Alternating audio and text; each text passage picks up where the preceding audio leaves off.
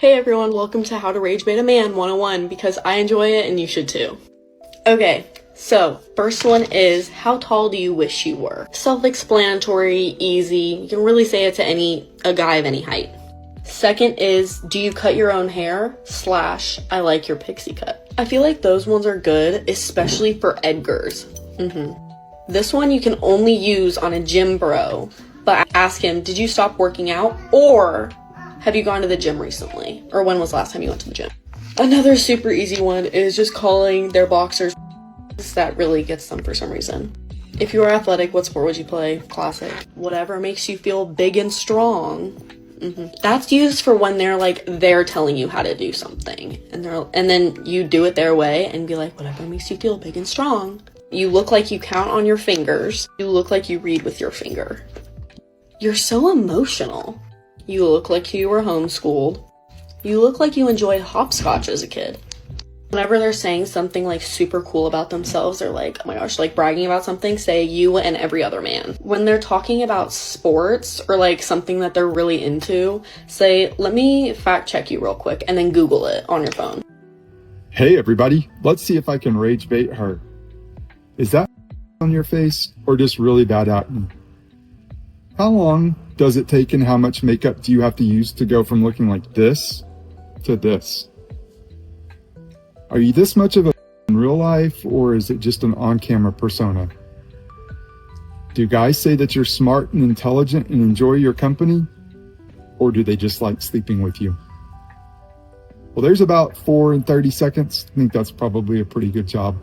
Men get caught cheating more often than women. Does that mean they cheat more? No, it means they get caught cheating more. You know, I know people love statistics, and I know that guests have a tendency to come on and say, well, 72% of people who are... there are certain things that I just don't think you can accurately track, because unless you have real reliable data, and I don't really consider self-reporting surveys that good of a data, because they tell you a lot about what people would like to think they believe, or that people would like to be perceived as believing, or the kinds of people that fill out surveys, what they might have to say. Everything I'm saying is based on what I've observed in 25 years of facilitating the demise of marriages. This is direct observation. I've thrown a little of my own sort of experience onto that. I mean, facts all come with points of view, but I'm very careful to not, be like speculating. I'm really looking at what's in front of me. Men and women both cheat. Men cheat in just more scattershot, stupid ways than women do. When women cheat, in my experience professionally, it's more like a professional hit. And it's usually an indication of it's the absolute end of this relationship. The relationship is over, and this is either a soft place to land or it's sort of a final opportunity for this person to solidify, this woman to solidify in her head that, yeah, this thing is over. Whereas men, I've really had hundreds at this point of men sit across from me who've been caught in an affair or sense that they're about to get caught in an affair. And they say to me, yeah, this had nothing to do with my wife. I love my wife. It had nothing to do with that. It just, I don't know. I don't know why I did what I did. I just did it. It is completely unnatural for men to be fathers. So for 25,000 years, we were matriarchy. Patriarchy is fairly new and horrible for everyone, but it's only been around for the last 3,000 years. So when we were a matriarchy, which is the natural state for humanity, the position of men was completely different. There were no fathers. And the idea of monogamy is a made up patriarchal system, because when we were a matriarchy, things were very open and free, and no one knew why women became pregnant. We would just do fertility rituals and be having a good time and be like, oh, these women are pregnant. And then those women would have babies, and nobody cared who the father was, and nobody knew who the father was. I'm gonna need to back up 6 steps. Let's think about this for just 6 seconds, because this is the most wild history lesson I think I've ever received. Is she trying to convince us that for 25,000 years, men just wandered around like golden retrievers with no idea where babies came from? Oh my God, Susie's pregnant again. I wonder where that came from. Every man watched women give birth and thought, It must have been the moon again, Cheryl. She really wants us to believe that at the time when mankind was making spears, hunting mammoths, taming the wild, they just had no idea. Oh my God, because it's not like bulls make calves and rams make lambs and dogs, they make puppies. No, and they just couldn't figure it out. Apparently, every man was just standing there like, oh my God, Susan's pregnant again. It must have been the fertility fairy. My favorite part is her citing something that apparently happened 3,000 years ago for 25,000 years with complete certainty. Like, you were the one there taking attendance. Yes. Like, if fathers just didn't exist, then how come all these ancient civilizations in like Latin, how come they all have words for father? If this is true, then the greatest discovery for humanity wasn't fire. It was Greg going, oh my God, that's how that keeps happening. A lot of these men have realized that, unfortunately, for a lot of these modern women, it might seem like opting out is the best choice. Because when you look at how much stress you have to go through, modern women being inconsistent, just those two alone will have you saying, or, you know, kind of reconsidering and saying, well, maybe this is not the journey for me right now. Maybe I need to go build myself up. Maybe I need to focus on myself. Maybe I need to put a little bit more into who I am. All right, I need y'all to settle an argument for me before I get a divorce. So I'm making some chicken tenders on the grill, right? It's me, my wife, her daughter, my daughter. They don't like barbecue sauce. She's furious. She's pissed off at me right now because something to do with the way this chicken looks. Can somebody tell me? She's like, so this is the one you made for you and your daughter, and this is the one you made for me and my daughter. And I'm like, yeah, this is why I put barbecue sauce on this one, because you guys said you don't like barbecue sauce. See, this is like the last couple pieces that'll go there to make the piles just as big. But she's like, you don't see anything wrong with this. And I'm like, what should I see wrong with it? I see 2 piles of chicken. Mine and my daughters have barbecue sauce because we like that, and yours don't because you guys. What did I do wrong? Okay, real quick, now that the rest of the tenders are off, their pile actually looks bigger, in my opinion, which I don't know. She won't tell me what is wrong. She just keeps saying, you can't tell me what's wrong with this. You can't look at this and tell me what's wrong with this. This is one you made for us, and that's the one you made for you. And you. Like, what did I do wrong? Oh, this poor man is so frustrated. I think what's going on is that her and her daughter's chicken doesn't look as good as yours and your daughter's chicken. The big debate that's going on in the comments is who is in the wrong. In my opinion, it would have been nice for him to take that extra step and marinate that chicken in a different flavor or season it differently instead of just leaving it plain. But that doesn't necessarily mean that it should have been expected of him. She's in the wrong for getting upset over her expectation, and definitely in the wrong for then stonewalling him because she won't actually say the words to tell him what is wrong. But then he's in the wrong for putting this on social media. They're both in the wrong. They just need to say sorry and remember that they don't need to get a divorce over chicken tenders. Women that hate everything that men are saying don't like men. They like their resources. How do most women, well, let's say specifically the black women react and respond when they hear what black men say about what they prefer with hair? We don't do it for you. We do it for ourselves. Okay. Same with makeup, right? Same with how they dress. We'll try to explain, hey, even what you're co-signing on social media with some other women's behavior that's very concerning. We don't like seeing very toxic stuff being done to another black man and black women supporting it because a black woman's doing it. We literally tell you this. And when Kanye said Instagram got your B, social media got your woman, that's real. So when I made that statement, I think a month or so ago, when I said this whole all skin focused kinfolk thing is gone. If you don't listen to me, if you don't respect me, if you don't like my standards, if everything I'm telling you that makes me more attractive to you, you don't want to do and let me know is not for me, it's for you, you're functionally operating for the female gaze, not the male gaze. Women that hate everything that men are saying don't like men. They like their resources. So if you got a real attitude and you get defensive about every single thing that we say out loud or even privately, and this is the crazy part, you'll insulate yourself from criticism by saying we hate women. We hate our own mamas. When we go to the women that are giving us those things, you call us sellouts. And you're attacking men from both angles. It's real bad. A dating ick I had to get used to when I first started dating after my divorce about 5 years ago was men sending me selfies of themselves completely doing random for absolutely no reason. Why do they do this? I can not for the life of me think of a single reason I should take a picture of myself doing absolutely nothing and send it to someone. It's like it's so cringy. It's so cringy. It's like, please tell me I'm pretty. Like I'll take a pic. Honestly, I'll take a pic before I take a random selfie of you sitting in your car as you're going to work to like prove to me that you're going to work. Like, that's cool. That's great. The irony, of course, being that I'm shooting this in my car. I got the idea. I had to say it. But like, I can understand if you're doing something. Like one time a guy, this is when we had the cicadas, he went for a run and he sent me a picture of himself with like cicadas swarming all around him. Like, okay, that's, I mean, horrifying. That almost put me in a mental institution. But like, I understand. Like, it's emphasizing how many cicadas they are and how blah, blah, blah. But like a selfie of yourself doing absolutely nothing but like smiling like you're in a school picture. Please stop it. This is so gross. It's horrible. It's disgusting. Send me a picture of your send me a picture of the omelet that you made. Send me a picture of your disgusting baseboards as you're getting ready to clean them. Anything. But sending me pictures of yourself just to send me a picture, like, I know what you look like. We good. You know, a lot of these modern women are saying that a lot of men are emotionally unavailable now, right? But I don't think that's, I feel like you have to look at it, you know, from different angles, right? Because you're saying that men are emotionally unavailable, but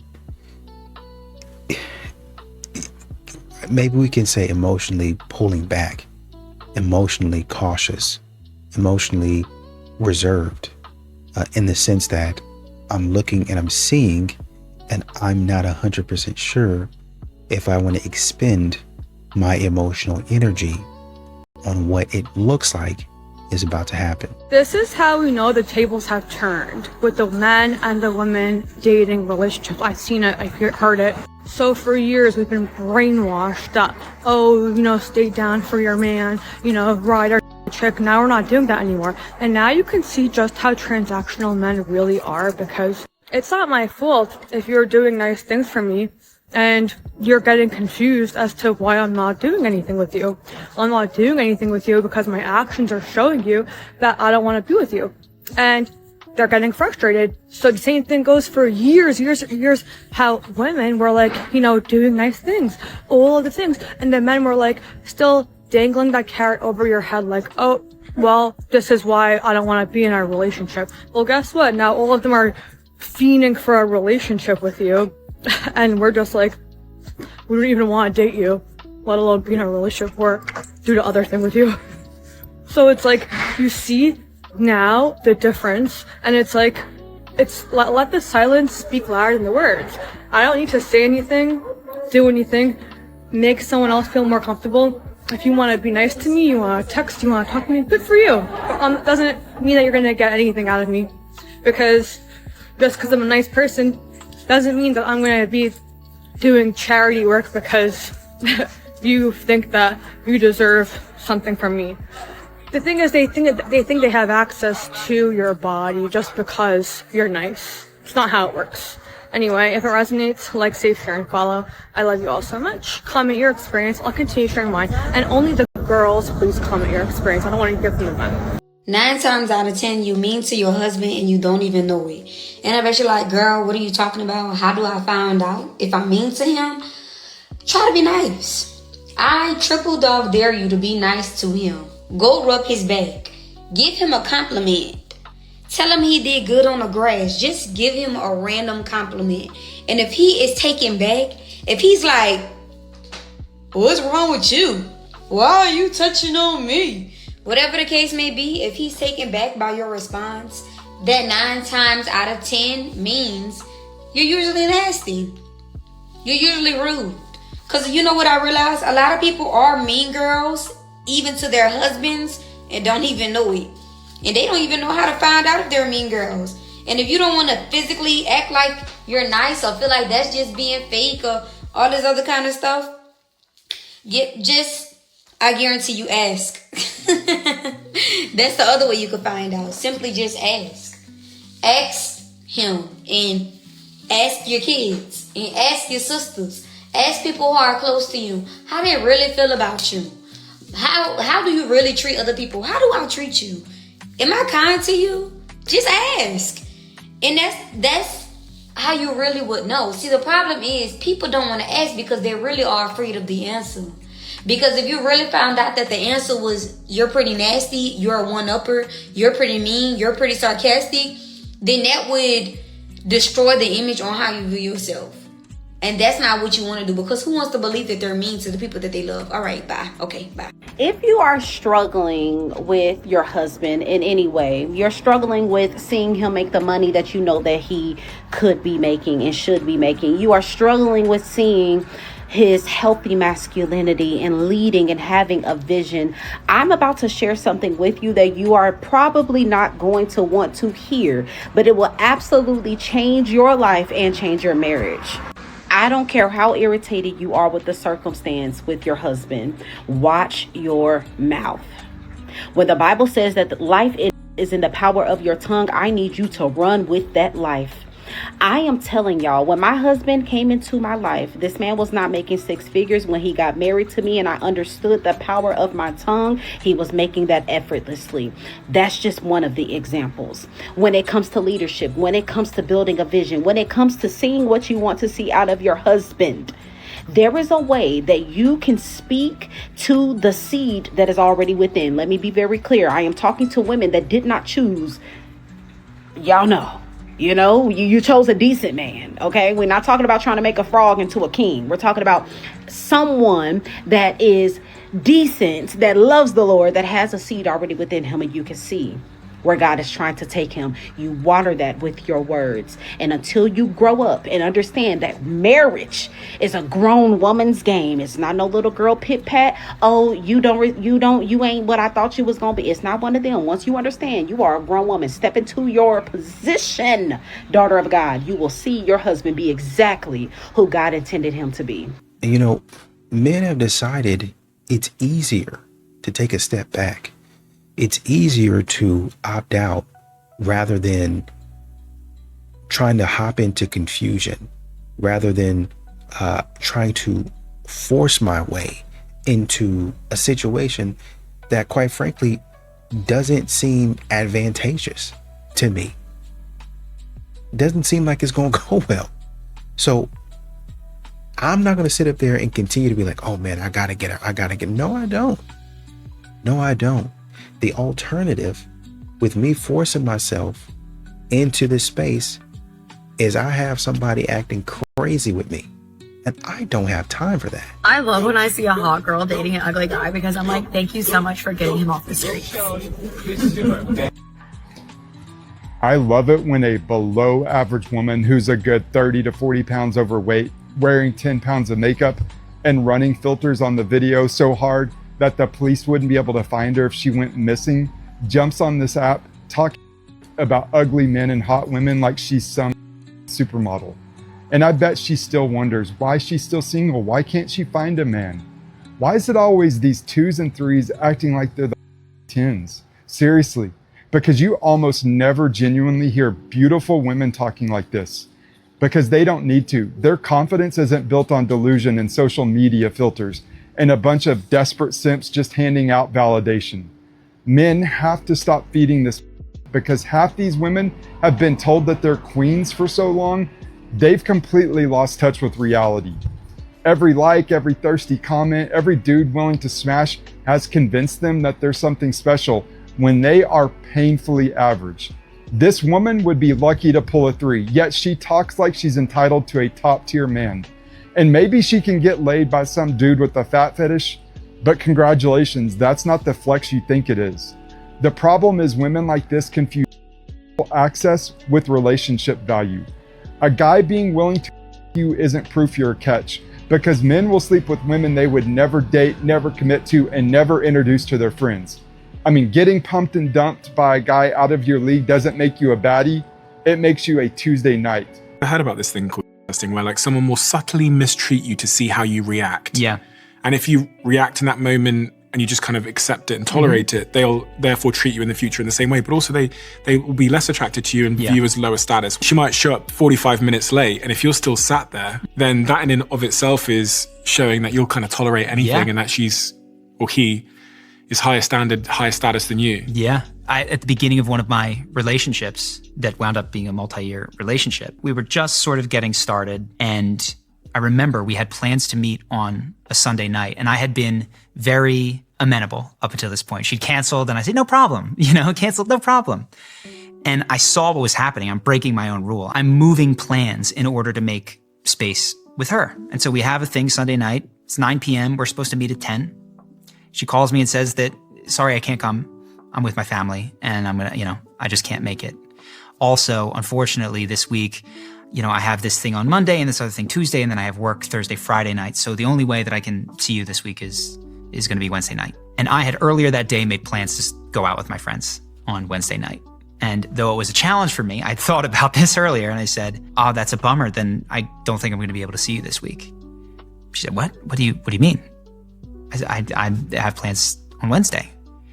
Well, what? Then we're not going to be able to see each other. And she starts getting upset and nervous. I don't know what to tell you. I just am not free on Wednesday. Okay, let me call you back. And she calls me back in 15 minutes. Okay, I'm going to come over. Why do girls only want me when I'm already in a relationship? Because they are psychologically wired to, from thousands of years of evolution. It's called mate copying, and the statistics behind it are actually insane. So women just want what they can't have? No, it's way deeper than that. Researchers at Oklahoma State University showed single women a picture of a guy and said he was single. Only 59% were interested. Okay, so what's the catch? They showed the exact same guy to another group, but said he was already taken. Suddenly, 90% of the women wanted him, a massive 30% jump just from having a girlfriend. But why does that happen? It's evolutionary biology. For a woman, figuring out if a guy is safe, sane, and a good provider takes a lot of time and risk. So they just let other girls do the work? Exactly. If a woman sees that another high-quality girl has already vetted you, her brain bypasses the risk assessment. You are pre-selected. It's the biological equivalent of a 5-star Yelp review. Does it work the same way for guys? Not at all. In fact, it backfires completely. When researchers ran the exact same photo tests on men, the results flipped. A man's interest in a woman actually drops by roughly 20 to 30% when he finds out she's taken. But why, though? Because men are hardwired to scan for visual traits like health and fertility. The eyes do the math in 2 seconds. But more importantly, if a guy knows a girl is taken, an evolutionary defense mechanism called paternity uncertainty kicks in. What does that mean? It means in primal times, pursuing a taken woman meant 2 things: risking a life-ending fight with another male, and risking your entire life providing for someone else's child. So in a way, both are just minimizing risk? Yes, exactly. For women, a taken guy means he's pre-approved and safe, less risky. For men, a taken woman means the opposite: physical danger and a massive waste of resources. Men are not going to continue. I think men are getting to a point to where they would rather take a loss, right? I'd rather lose, as you would put it, as you would have it, if you say so. I would rather lose than sit up here and try to convince somebody to like me and they don't even care about me. That's the point that a lot of men are getting to. So you're not going to see me beg. You're not going to see me sit up here and pine and sing a song, Earth Angel, Will You Be Mine? And since I lost my baby, and you're not going to hear me saying that because there's not really anything out here to beg for. I'm not going to sit up here and convince you to like me and you don't even like me. Y'all want to know what a toxic man's kryptonite is? It's a woman that don't need him. A woman that got her own money, her own path, her own purpose, her own happiness. She is happy, single. That scares a toxic man. You want to know why? Because that man knows being himself enough is not enough to keep that woman. Because he know he ain't got what it takes for her to want to wake up and choose him. So sometimes men are avoiding you because they know that they have to actually be a good person to keep you. They got to be faithful. They got to pour into you. They got to reciprocate. And a lot of men want to take the shortcut because guess what? When you ain't got your own and you ain't got a place to stay, now you got to tolerate their misbehavior. I guess what I'm saying is, if toxic men are avoiding you, it's because they don't want to do the work to actually earn you. When a man says you too independent, you too masculine, you too much, you act like you don't need me, it's because his character is not enough to influence you to choose him, and he knows that. But instead of saying that, he gonna demonize your character. He gonna make it seem like you got a flaw. Thank God that man is disqualifying himself and taking himself out of the running for your heart. Sometimes you still single, not because something is wrong with you, but because something is right with you. When you are happy single, that discourages men that depend on your loneliness to manipulate you. Basically, all I've learned from this entire experience is that casual is not for me. I just got done seeing my man who's not my man, but like he's literally not my man. And I basically told him that like I don't want to be in contact anymore. And yeah, like I mean I told him that like I wanted to be with him, that I wanted more for the two of us, and he told me that he's already told me that we don't align on wanting to have kids. I really, really, really appreciate this woman's honesty and her bravery in sharing her story. If you guys haven't seen the recent Call Me Daddy podcast controversy, basically people are taking clips of this podcast and really showing how toxic the podcast host's advice is. A recent one was her admitting that she keeps a list of all the men that she has been with, and this woman is married right now. The way that she phrases it is just vulgar. She talks about she remembers each one that has been, I can't even say it. And then she basically is saying, and look at me, I'm still able to be married. I think that's her way of coping. And it is a terrible message, especially to young women. This is like the #1 podcast that's listened to by women, which is honestly scary. More and more women, unfortunately, they're going to be learning the hard way. And in the end all, as it already is, it's going to make relationships in today's day and age more and more difficult. Since men don't approach women anymore, I guess I should start going up to men. I live in a city, and literally anytime I'm walking anywhere, anytime I see a cute guy, it's always heads down, headphones in, he won't look at anyone. Literally no one is approachable anymore, no one looks at each other, everyone's heads down, and no one's smiling or just seems happy. Literally no one's socializing. What am I supposed to do? Chase a guy down the street that does not want to be bothered and ask him if he is single? I feel like I give off the most approachable vibes. I'm always smiling, looking pleasant, not looking at my phone, I don't wear my headphones. Literally never once, I've never been approached. Get this, I was talking to a guy I matched with on Cuff. We were talking on the phone, had the best conversation ever, ghost me. He literally ghosted me. Just now, if you have like a really good phone call with a guy you matched with on a dating app like Raya, Cuff, Tinder, or whatever, I guess you just ghost them immediately. It's funny though, like on the phone when we were talking, I asked him if he like ever approaches a girl at a bar or in the street, and he was like, no, God, no.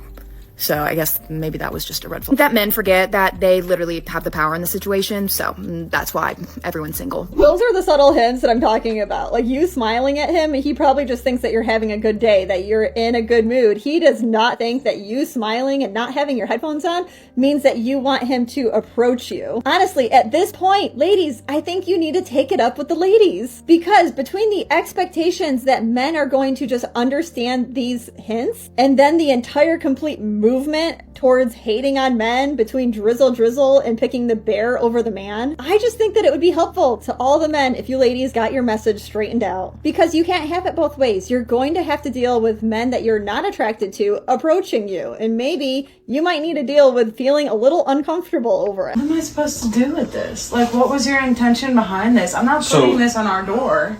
No, you're going to put that in your new apartment or wherever the hell you're going to live. Yeah, so what you'll do is you'll grab some nails and a hammer, and if you're good at it, maybe find a stud behind the wall or something. You'll take the nail, put it on the wall, tap it in with the hammer. But why would and I then hang you take this this, up? But I'm then not you a take this. cheater. No, you're not listening to me.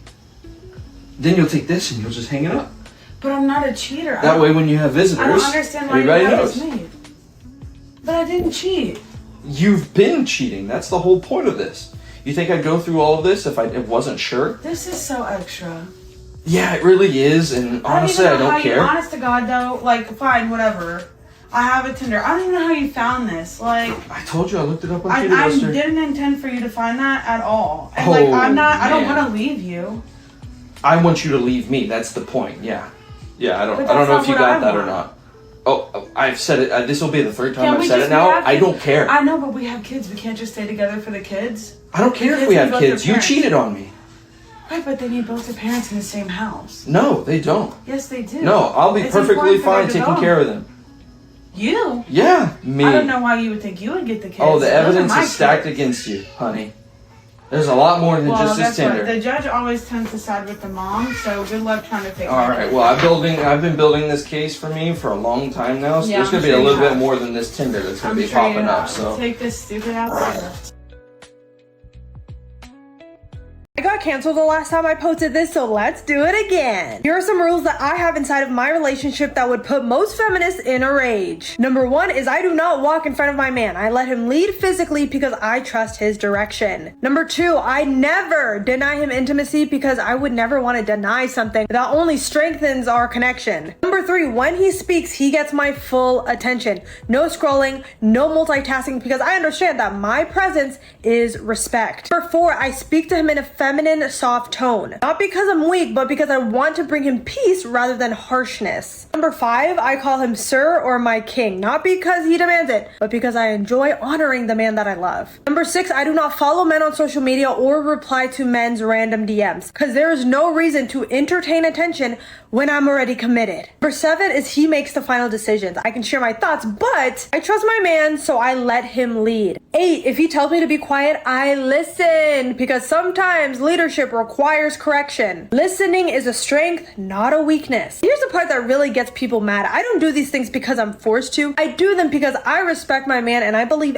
every woman, yes, every woman would do these things that I said for a man she genuinely respects, she genuinely trusts, and admires, plus feels safe with. Letting my man lead does not make me smaller. It actually makes my life way easier. I don't need to carry every burden, every decision, or control every single outcome. I can focus on being the best version of myself while trusting the man beside me to do the same. That's not oppression, that is partnership. And you can sit up here and say, oh, is there a man that's willing to help? Is there a man that's willing to, kind of show that chivalry and stuff like that? But I think a bigger question you should probably be asking, and maybe it's probably a bigger problem, is, am I willing to give back? Am I willing to be feminine? Am I willing to nurture? Am I willing to put in effort? Right? Am I willing to say, okay, I appreciate what you're doing? A lot of women think that chivalry is only one-sided. And a man is only supposed to do certain things, right? But let's look at your version of chivalry. What is it that you do? And then when we start asking those questions, we come right back on to the question that men be asking women, modern women, and they get upset. What do you bring to the table? What is it that you can do? How is it when I'm supporting you? How is it that you can support me? How can you support a family? Do you want to support a family? What type of person are you? And that's usually when modern women crash out and they don't want to answer those type of questions.